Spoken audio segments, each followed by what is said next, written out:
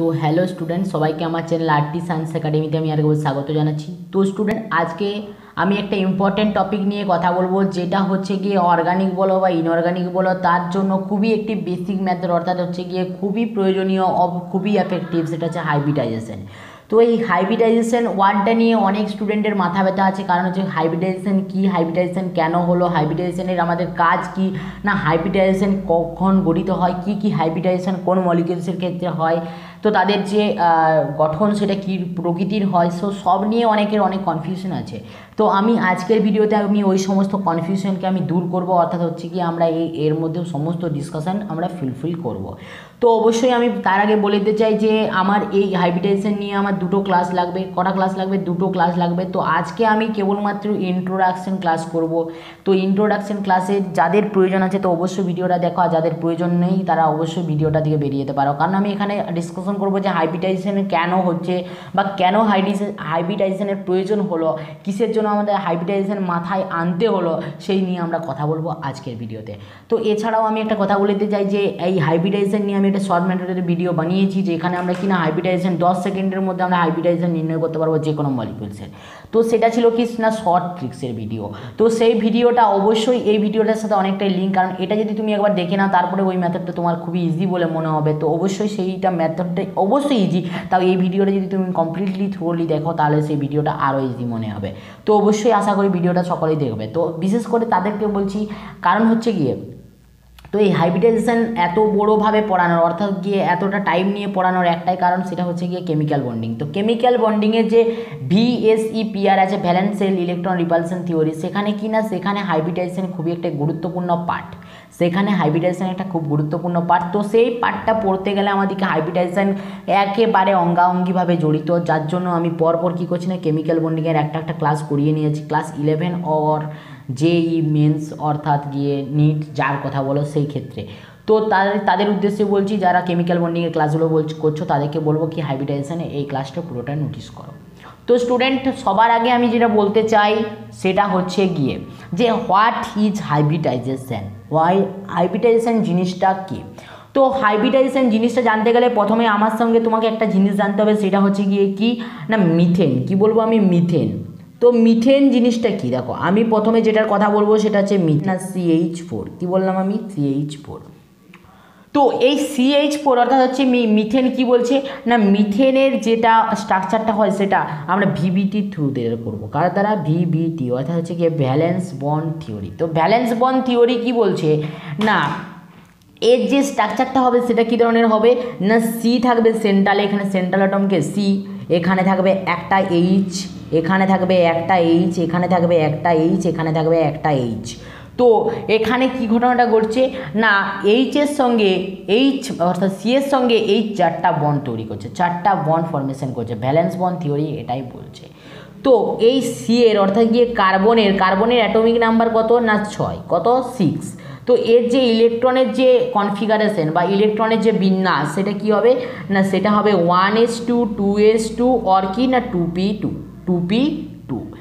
তো এক্ষেত্রে ভালোভাবে নোটিস করো না ভ্যালেন্স বন্ড থিওরি যেটা বলছে, আমি আগের দিন ভ্যালেন্স বন্ড থিওরি নিয়ে ক্লাস করেছি। তো যারা এখনও ভ্যালেন্স বন্ড থিওরি ক্লাসটা করনি অবশ্যই ডিসক্রিপশানে লিঙ্ক দেওয়া আছে, গিয়ে ক্লাসটা অবশ্যই করে নাও, কারণ এটার জন্য ভ্যালেন্স বন্ড থিওরি খুবইভাবে গুরুত্বপূর্ণ। আর একটা কথা, আমি পরপর কেমিস্ট্রির অর্থাৎ হচ্ছে গিয়ে কেমিক্যাল বন্ডিংয়ের ক্লাসগুলো কেন করাচ্ছি, কারণ একটার সাথে একটা খুবই রিলেটেড, একটার সঙ্গে একটা খুবই রিলেটেড, কেমিস্ট্রি জিনিসটা এরকম তোমরা সকলেই জানো। তো অবশ্যই তার জন্য আমি পরপর ক্লাসগুলো করেছি, যারা মিস্টেক করেছো অবশ্যই আগে সেই ভিডিওগুলো দেখে এসো, তারপরে এই ভিডিওটা নোটিস করো, নাহলে বুঝতে তোমাদের অসুবিধা হবে।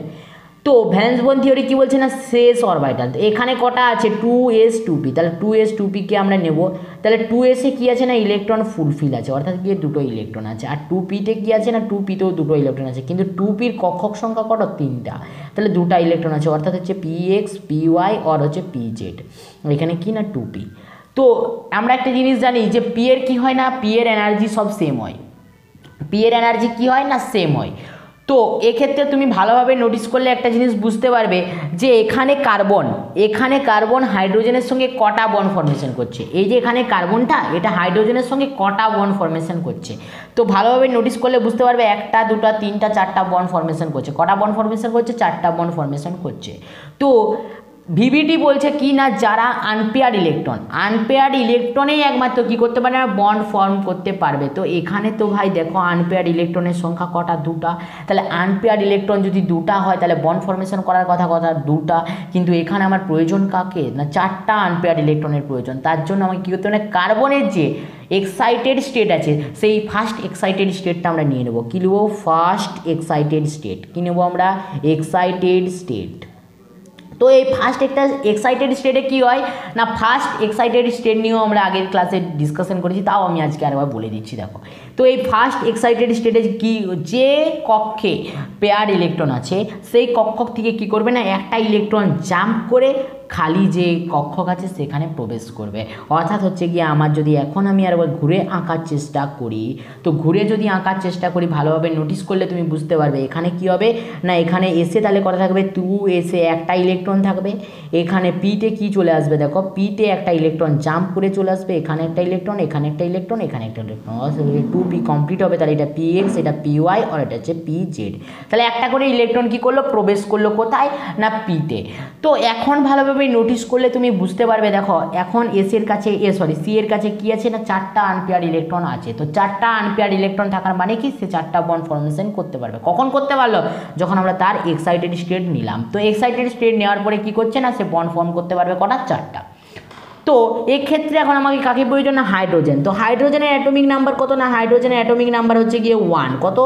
1। তো অ্যাটমিক নাম্বার যদি 1 হয় এর ইলেকট্রনিক কনফিগারেশন কী হবে 1s1 হবে। কত হবে? 1s1 হবে। আর এখানে কটা হাইড্রোজেন আছে? চারটা হাইড্রোজেন আছে। কটা হাইড্রোজেন আছে? চারটা। তো চারটা হাইড্রোজেন থাকা মানে কি না চারটা হাইড্রোজেন থাকার ফলে এদের কী ঘটনাটা ঘটবে না চারটা হাইড্রোজেনের জন্য এদের কী হবে চারটা 1s অরবিটাল অর্থাৎ গিয়ে আনপেয়ার্ড ইলেকট্রন থাকবে। তো এখানে কি থাকবে এখানে একটা 1s অর্থাৎ গিয়ে একটা ইলেকট্রন আলাদা ডাইরেকশনে লিখলাম। এটা একটা হাইড্রোজেনের জন্য, এটা একটা হাইড্রোজেনের জন্য, এটা দ্বিতীয় নাম্বার হাইড্রোজেনের জন্য এখানে কি থাকবে একটা ইলেকট্রন থাকবে। এখানে একটা তৃতীয় যে হাইড্রোজেন সেটার জন্য কি থাকবে এখানে একটা আনপেয়ার্ড ইলেকট্রন থাকবে আর এখানে একটা আনপেয়ার্ড ইলেকট্রন থাকবে। তো এর ফলে কি ঘটনাটা ঘটবে ভালোভাবে নোটিস করলে বুঝতে পারবে যে এদের মধ্যে যে বন্ড ফর্মটা হবে সেটা কার কার মধ্যে হবে। তো কার কার মধ্যে হবে যে এগুলা তো সব সিঙ্গেল বন্ড। আমি আগের দিনে বলেছিলাম যে সিঙ্গেল বন্ডে কি হয় না একটা সিগমা বন্ড থাকে। কি থাকে? Sigma bond. তো সিগমা বন্ড ফর্মেশন কোন কোন বইয়ের মধ্যে হয়? তো সিগমা বন্ডের ফর্মেশন হয় এস এর মধ্যে হয়, এস পি এর মধ্যে হয় আর পি এর মধ্যে হয়। তাহলে এইগুলো বন্ড ফর্ম করা পসিবল কার না সিগমা বন্ডে। তো এগুলো যদি সবগুলোই সিগমা বন্ড ফর্মেশন করছে এইচ এর সঙ্গে সি, তো এক্ষেত্রে দেখো এস এর সঙ্গে আমরা কী করতে পারি বন্ড ফর্ম করতে পারি। তার মানে দেখো এখানে ফার্স্ট যে বন্ডটা ফর্ম করবে সেটা কার সঙ্গে করবে না 1s এর সঙ্গে 2s এর বন্ড ফর্ম করবে। তাহলে কি হবে না একটা বন্ড ফর্ম করলো। তো ধরো এইচ প্রথমে একটা বন্ড ফর্ম করলো সাপোজ এই এইচটা এর কাছে এই প্রত্যেকটা এইচের কাছে কি আছে 1s আছে, 1s আছে, 1s আছে, 1s আছে। সকলের কাছে কি আছে 1s আছে। আর কার্বনের কাছে কি আছে একটা 2s আছে। আরগুলো সব কি আছে না 2p আছে, 2p আছে আর 2p আছে, 2px, 2py আর 2pz। তো প্রথম যে বন্ডটা ফর্মেশন করলো যে সিগমা বন্ডটা ফর্মেশন করলো সেটা কাদের মধ্যে করলো না এস এর মধ্যে করলো। ভালোভাবে নোটিস করো 1s আর 2s এর মধ্যে করলো। তো নেক্সট বন্ড ফর্ম কার সঙ্গে করবে না নেক্সট যে বন্ডটা ফর্ম করবে সেটা করবে দেখো পি এর সঙ্গে 1s। কার সঙ্গে করবে না পি এর সঙ্গে 1s সেকেন্ড বন্ড ফর্মেশন করবে। থার্ড বন্ড এর সঙ্গে পি এর সঙ্গে, পি ওয়াই এর সঙ্গে আর একটা পি জেড এর সঙ্গে। তো এইভাবে তো বন্ড ফর্ম করা সিঙ্গেল বন্ড ফর্ম করতে পারে। পি আমি আগের দিন বলেছিলাম যে সিঙ্গেল বন্ড কার কার মধ্যে ফর্ম করতে পারে না এস এর মধ্যে করতে পারে, এস পি এর মধ্যে করতে পারে আর পি এর মধ্যেও সিঙ্গেল বন্ড ফর্মেশন হতে পারে। এটা আমি আগের দিন ডিসকাশন করেছিলাম। তো এখন তুমি নোটিস করো যে পরের যে বন্ডটা ফর্ম করলো সেটা কার এগুলো তো সবাই 1s করে আছে না হাইড্রোজেনের 1s করে আছে লিখে দাও। তাহলে এরপরে যে বন্ডটা ফর্ম করলো সেটা কার সঙ্গে করলো না 2px, তারপর একটা 2py, তারপর হচ্ছে 2pz। কার সঙ্গে করলো 2px, 2py আর 2pz। তাহলে আমরা এখানে লিখতে পারি যে হাইড্রোজেন বন্ডটা ফর্ম করলো 1 কি করবে না 2p, আমি জাস্ট 2p লিখলাম। তারপরেরটা কি করলো তারপরেরটাও করলো 1s এর সঙ্গে কি করলো 1s এর সঙ্গে করলো 2p। তারপরেরটা কে করলো না তারপরেরটাও করলো 1s এর সঙ্গে কে 1s এর সঙ্গে 2p, 1s এর সঙ্গে 2p। তাহলে আমরা এভাবেও তো বলতে পারি যে প্রথমেরটা এস বন্ড ফর্ম করলো, তারপরে যে তিনটা ছিল কি sp আর sp কি sp বন্ড ফর্ম করলো। তো এখান থেকে ভিভিটি কি বলছে না ভিভিটি এটা বলতে চাইছে যে এদের বন্ড যে এনার্জি অর্থাৎ এদের বন্ড এনার্জি আলাদা হবে, এদের বন্ড এনার্জি আলাদা হবে। এটা কে বলছে? ভিভিটি বলছে। অর্থাৎ হচ্ছে গিয়ে ভ্যালেন্স বন্ড থিওরি বলছে যে এদের কি হবে না, এদের বন্ড এনার্জি সবার সেম হবে না, কারণ এটা একটা আলাদা অরবিটালে থাকছে, এটা আলাদা আলাদা আলাদা কক্ষে থাকছে। তার জন্য কি হবে না, এর যে বন্ড এনার্জি হবে তা এদের তুলনায় কি হবে? আলাদা হবে। অর্থাৎ হচ্ছে গিয়ে এই তিনটা আর এই একটার মধ্যে কি থাকবে? ডিফারেন্স থাকবে। কিন্তু এখানে একটা প্রবলেম এলো। তো প্রবলেমটা কি হলো না, দেখা গেল যে অল কি বলছি, অল ফোর bonds of কার না CH4, car? all four bonds of CH4 are equivalent, কি বলছি? equivalent in কার সঙ্গে? all respect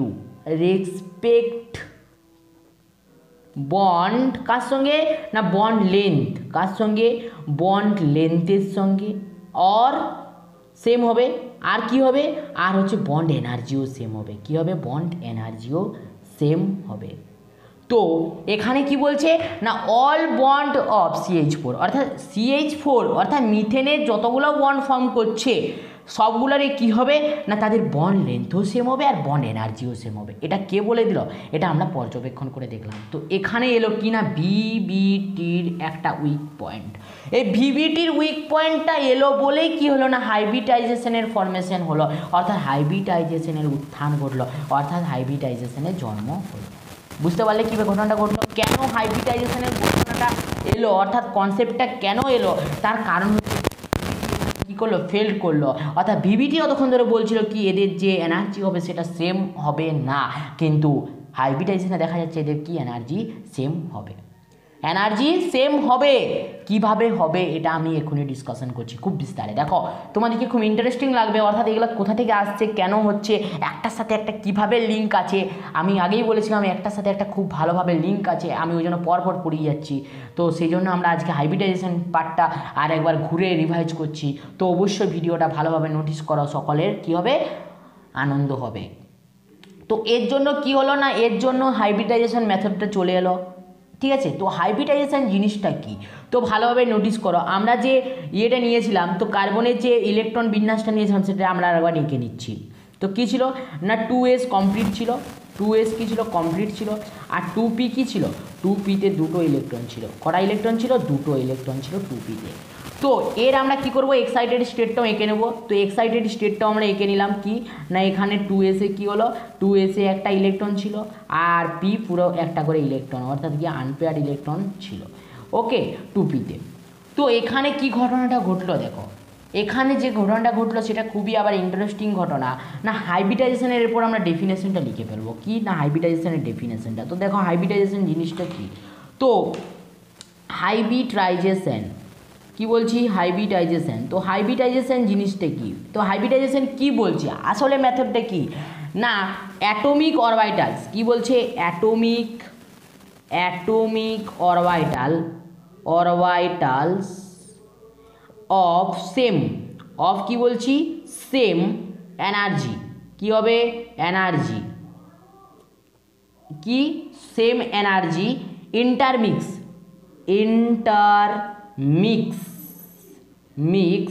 to give new orbitals of exactly same energy। তো হাইব্রিডাইজেশন কি বলছে না, অ্যাটমিক অরবিটাল, যে অ্যাটমের যে অরবিটাল অফ সেম এনার্জি, যাদের এনার্জি সেম হবে বা কি হবে না, তাদের কাছাকাছি হবে, এনার্জি সেম হবে বা তাদের কাছাকাছি হবে। তো তারা কি করবে না, ইন্টারমিক্স করে একটা নতুন অরবিটাল ফর্ম করবে, তারা ইন্টারমিক্স হয়ে একটা নতুন অরবিটাল ফর্ম করবে। যেটা কি হবে না তাদের এনার্জি একদম সেম হবে। তো এখানে দেখো এরা কি আছে না 2s2p, অর্থাৎ হচ্ছে গিয়ে এরা একটা সার্কেলের মধ্যে আছে 2, অর্থাৎ এখানে তো ডি নেই, যদি 3 থাকতো সেখানে ডি থাকতো, তার মানে তারও এনার্জি কী হতো একদম এনার্জি 2p এর সবগুলো সেম, এসের সঙ্গে একটু আলাদা, কিন্তু একই কক্ষপথে থাকার ফলে কী হবে না তাদের কী হবে তাদের এনার্জিটা খুব কাছাকাছি হবে। তো এখানে বলছে কি সেম অর কাছাকাছি, তারা কি করবে ইন্টারমিক্স করে একটা নতুন কি করবে না নতুন একটা অরবিটাল ফর্ম করবে যেটার এনার্জি সেম হবে। এখানে কটা থাকবে কক্ষ, এখানে থাকবে 4টা, এখানে থাকবে কি 4টা। তো এখানে কি হবে না 4টা থাকবে, এদের নাম কি হবে, তো এদের নাম হবে sp3, কি হবে sp3 sp3 sp3 और sp3, বলো বুঝতে পারলে কিনা। তো এগুলার নাম হবে কি sp3, এদের যে এনার্জি হবে এনার্জিটা একদম সেম হবে, একদম সেম, এর যা এনার্জি হবে এর তা এনার্জি হবে, এরও তা এনার্জি হবে, এরও তা এনার্জি হবে, এটাই বলছে হাইব্রিডাইজেশন। এটা কি বলছে হাইব্রিডাইজেশন। আর এই ধরনের অরবিটালকে কি বলা হয় হাইব্রিড অরবিটাল বলা হয়। কি বলা হয় হাইব্রিড অরবিটাল বলা হয় এই ধরনের অরবিটালকে। এতদূর অবধি সকলের কি কোনো অসুবিধা আছে না? তো এক্ষেত্রে কি ঘটনা ঘটলো তাহলে দেখো মিথেনের ক্ষেত্রে না এরকম ছিল, এদের যে স্ট্রাকচারটা ছিল এরকম এইচ এইচ এইচ এইচ, তো এই যে এইচ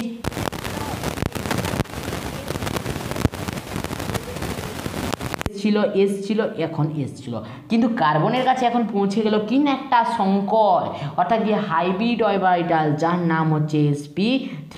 তাহলে এখন যে বন্ডটা ফর্ম করবে এর সঙ্গে এর সঙ্গে এর সঙ্গে এর সঙ্গে ভালোভাবে দেখো sp3 sp3 sp3 sp3, যাদের দেখো এনার্জি কি সেম, তাহলে কি বলছে না এদের এনার্জি এদের এনার্জি প্রত্যেকটার কি হবে সেম হবে, তিনটার সঙ্গে একটা কোনোদিনও আলাদা নয়। তো এটা কে বলছে হাইব্রিডাইজেশন বলছে। আর ভিবিটি কি বলেছিল না ভ্যালেন্স বন্ড থিওরি কি বলেছিল না আলাদা হবে।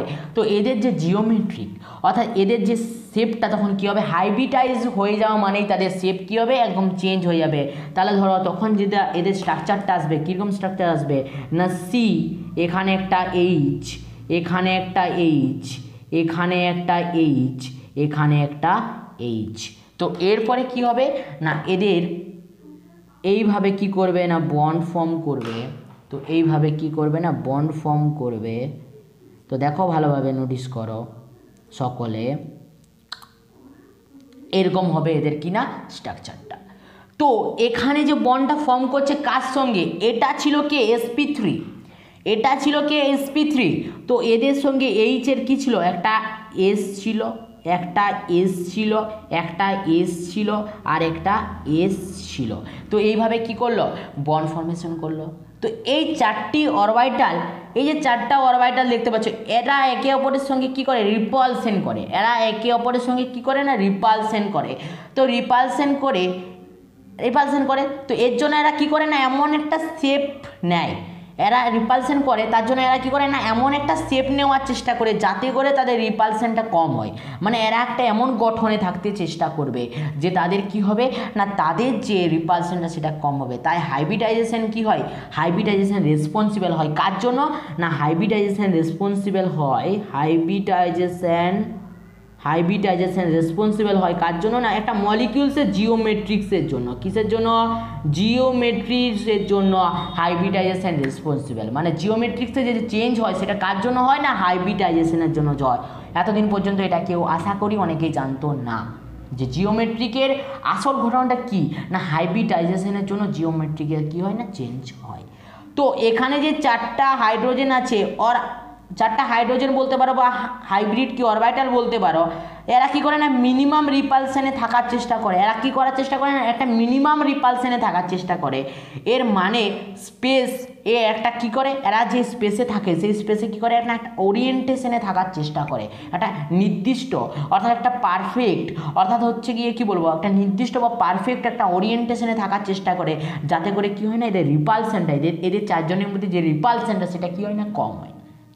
তো এই যে CH4 আমি যে স্ট্রাকচারটা আঁকলাম এটাকে বলা হয় CH4 অর্থাৎ হচ্ছে গিয়ে মিথেন। এর হাইব্রিডাইজেশন কী হয় না, এদের যে স্ট্রাকচারটাকে আমরা বলবো সেটাকে আমরা কি বলবো না, সেটাকে আমরা বলবো কি টেট্রাহাইড্রাল। কি বলবো? টেট্রাহাইড্রাল বলবো। এটাকে আমরা কি বলবো? টেট্রাহাইড্রাল বলবো। তো এতদূর অবধি সকলের কনসেপ্ট ক্লিয়ার, আশা করি সকলের কনসেপ্ট এতদূর অবধি ক্লিয়ার। আমি হাইব্রিডাইজেশনের যে কেন এলো, হাইব্রিডাইজেশন কী, হাইব্রিডাইজেশনের উত্থান কীভাবে হলো, তো এতদূর অবধি সকলকে আমি বুঝিয়ে দিতে পেরেছি আশা করি। তো এই হাইব্রিডাইজেশনের এটা ছিল আমাদের একটা ফার্স্ট পার্ট, অর্থাৎ কি ইন্ট্রোডাকশন ক্লাস ফার্স্ট পার্ট। এর পরের দিন আমরা কি করবো না, এই হাইব্রিডাইজেশন কার ক্ষেত্রে ঘটবে, কার হাইব্রিডাইজেশন কেমন হবে, বা এরকম একটা দিয়ে দিলে অর্থাৎ হচ্ছে গিয়ে এদের গঠন কি হবে, টেট্রাহাইড্রাল না কি সব অনেক কিছু আছে টার্ম যেগুলো আমরা পরের দিন আলোচনা করব, বা একটা শেপ দিয়ে দিলে সেটা কী ধরনের হাইব্রিডাইজেশন হবে সব নিয়ে আমরা ডিসকাশন করব নেক্সট ক্লাসে, অর্থাৎ হচ্ছে গিয়ে সেকেন্ড ক্লাসে, অর্থাৎ হচ্ছে গিয়ে নেক্সট দিন, অর্থাৎ হচ্ছে গিয়ে কালকে, তো গতকাল সরি অর্থাৎ হচ্ছে গিয়ে আগামীকাল। তো স্টুডেন্ট সবাই অপেক্ষায় থাকতে পারো, কোনো চিন্তা নেই। কাল ঠিক বিকেল 3টের সময় অর্থাৎ 3টে থেকে 3:30টার মধ্যে ভিডিও পোস্ট হবে। তো অবশ্যই সকলে ভালো থাকবে, সুস্থ থাকবে। আর যারা ভিডিওটা ভালো লাগলো তো অবশ্যই ভিডিওটাকে লাইক করবে, চ্যানেলটিকে সাবস্ক্রাইব করবে, 5 টাকা বেল আইকনে ক্লিক করবে, অবশ্যই বন্ধুদের মধ্যে শেয়ার করবে যাতে করে তারাও কেমিস্ট্রি ভালোভাবে শিখতে পারে। তো স্টুডেন্ট বাই, দেখা হচ্ছে নেক্সট ভিডিওতে, ভালো থাকবে।